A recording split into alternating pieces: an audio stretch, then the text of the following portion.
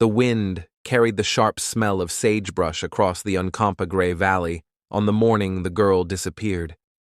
The sun was still low, casting long shadows across the cottonwoods and the dirt paths that cut between their trunks.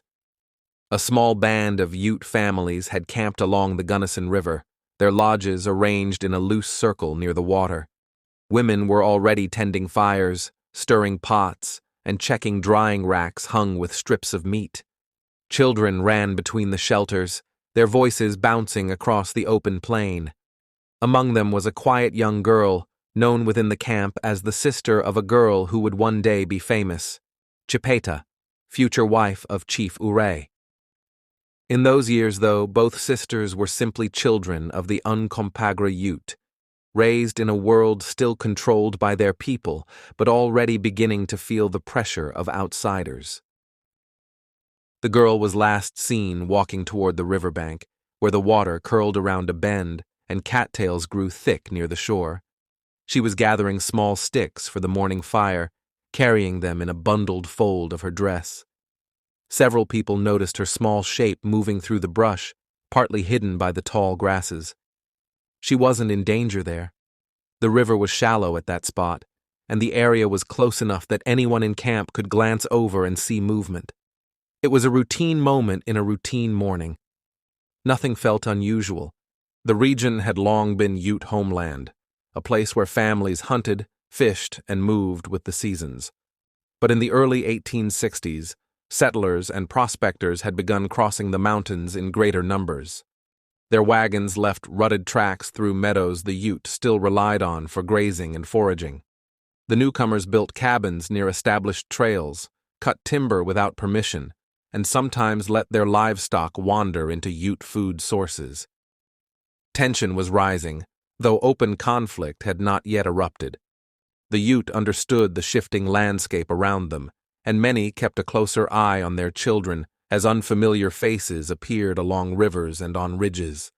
Sometime before noon, one of the women tending a pot over the fire noticed that the girl had not returned with the sticks she'd gone to gather. It wasn't immediately alarming. Children got distracted easily, especially when the river ran low enough to expose smooth stones that begged to be turned over. But when a few more minutes passed, and then several more, her mother called her name toward the river. No answer came back. 2 boys ran down the path to look for her. They returned shaking their heads.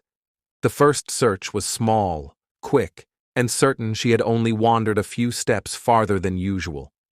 Women checked behind brush piles, along the riverbank, and even inside a shallow cave created by an overhanging rock. When they found nothing, they widened the circle. Men who had been preparing to ride out for the day mounted their horses and began sweeping the area.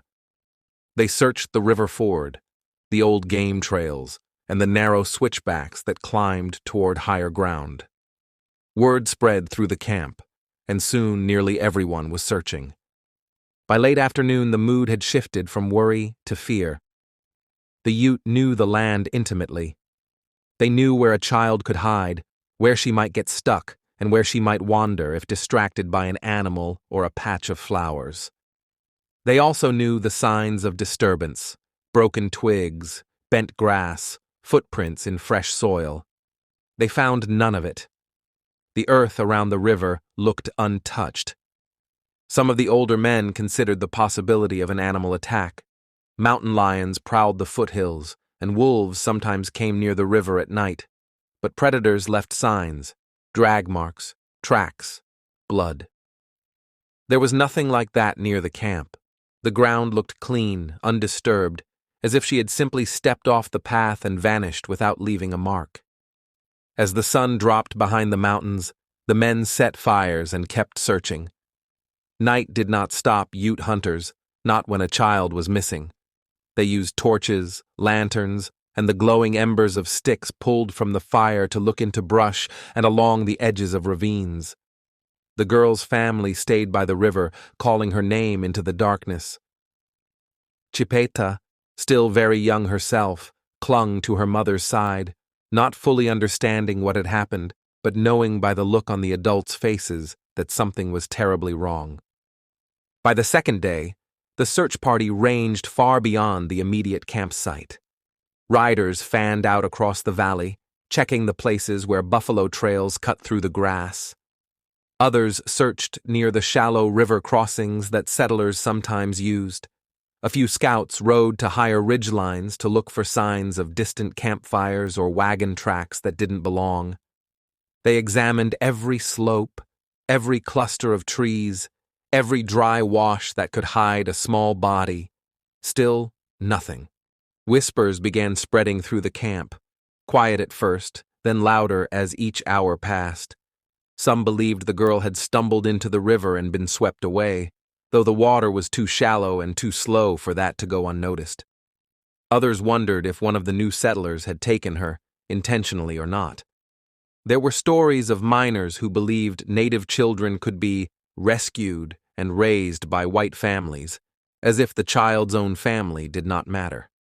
Those stories were rarely spoken aloud, but they lived beneath the surface of every indigenous community facing the arrival of outsiders.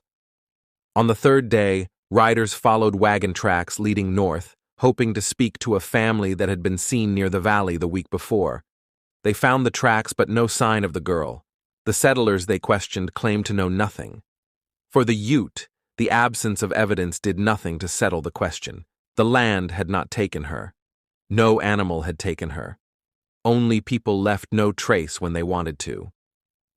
When the search stretched into the fourth day, the elders accepted a truth that no one wanted to speak. The girl was not coming back.